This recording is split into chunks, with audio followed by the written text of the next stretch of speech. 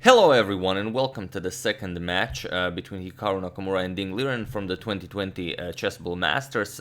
Ding won the first one and now Hikaru needs to win the second one to force a third one. So here 6 games have already been played in the second match and the result is still a tie, and this is now the Armageddon game. And as Hikaru has the white pieces, it was probably Ding who won the coin toss, and he got to choose, as Hikaru pretty much always chooses the black pieces. So I do think it was Ding the one who chose the black pieces. So it's Hikaru who has a minute more on the clock, but also he needs to win this game, otherwise he's out of the competition. And for Ding, it is enough to draw the game or win to proceed to the semifinals.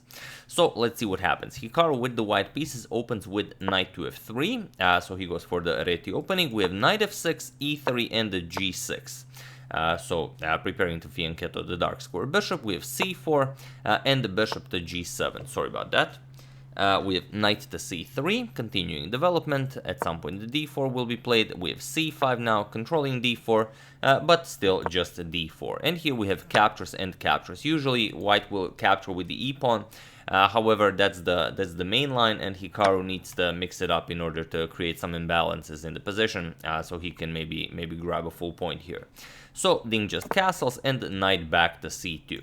You are expecting knight to c6 and you don't want any unnecessary trades. So knight to c6 with bishop to e2. And now there is one game in the database where d6 was played, but here we have e6 by Ding, and it is a new move. So already as of move 8 we have a completely new game. We have e4 by Hikaru, freeing up this diagonal for the dark square bishop and also grabbing more control of the d5 square, so basically preventing Ding from pushing d5. But that's what's funny about this game. That's exactly what Ding plays. Here, Ding decides to sacrifice a pawn. He says, okay, your king is still in the center of the board and I will probably be able to win it back later. So he goes for d5, we have e captures, and now c captures on d5, winning that pawn.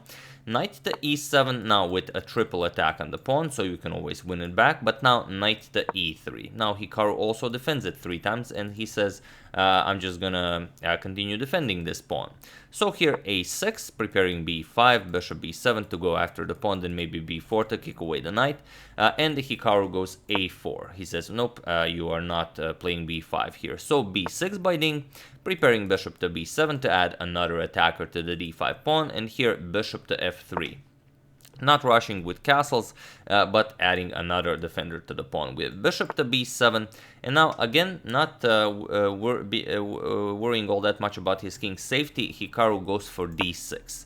And now he opens up a discovery to the bishop here and also attacks the knight. And the problem is, if you go for trades, then d captures on e7 just wins the game. You can trade queens with check, doesn't really matter. Your bishop is still hanging and the rook is under attack. So once you save the rook, g captures and okay, you can eliminate the pawn, but white is still up a piece. You have an extra knight on the board.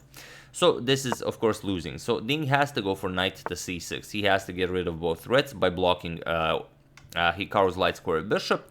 And now Hikaru finally castles while keeping the pawn on d6. We have knight to a5 by Ding, now again offering a trade of light square bishops, and he wants to recapture with the knight and add another attacker to the pawn here.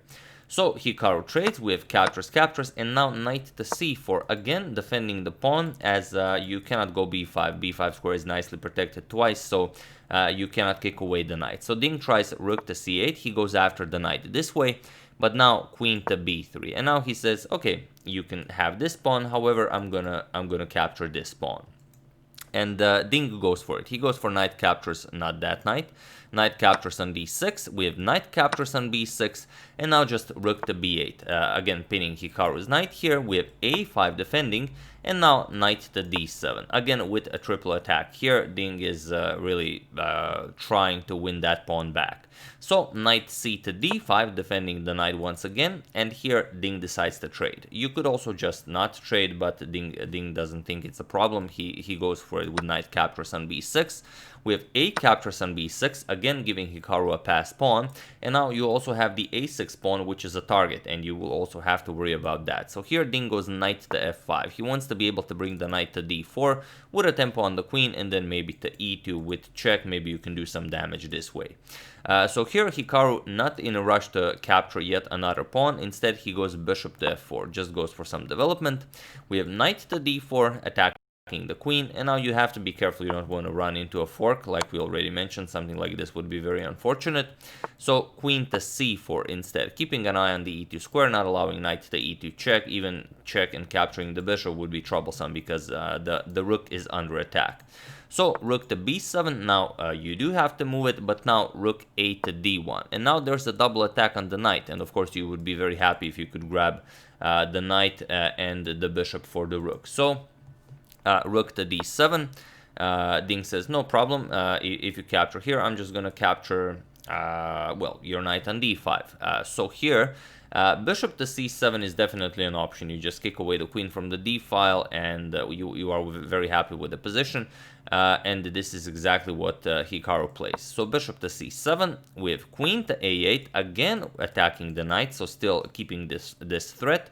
But now knight back to c3 by Hikaru, again with an attack here, but now your knight is no longer attacked on d5. And here it's a very hard position for Ding. It's very difficult to find a good move. Ding played rook to c8, but it's simply not enough. So feel free to pause the video here and win the final game, win the Armageddon game for Hikaru while I give you a couple of seconds. So for those of you who were able to do it, congratulations on spotting either of the two winning moves. And for those of you who just want to enjoy the show, Hikaru played queen to a4. He wanted to attack the rook this way, and then this rook has nowhere to go. But also if you found rook to e1, which is not as straightforward, that also wins the game. The point is black has no moves, and next move you're just going to play rook e4 and win the game. Since you're going to finally win material here. The knight cannot move as the rook here would be hanging. So black is left without any moves. However, the move Hikaru played is also winning. Just queen a4, you go after the rook, and this rook now has no squares. These two squares are covered by the bishop, the d5 square is covered by the knight, and you don't have any moves here. If you go rook to e7, it's not much better, just rook captures on d4. Again, you will win the two pieces for the rook, and not much for black to do here. Of course, the position is completely winning.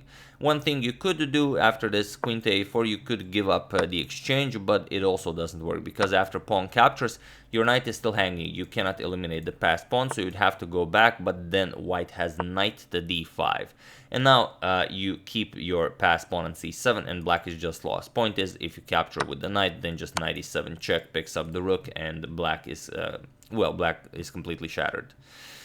So yeah, after this queen to a4 move, Ding resigned, which means the second match goes to Hikaru Nakamura, which also means there will be a third match between the two of them in the quarterfinals of the 2020 Chessable Masters to decide who will proceed to the semifinals. So we're probably going to cover a few games from the third match today or tomorrow, so do stay tuned for that.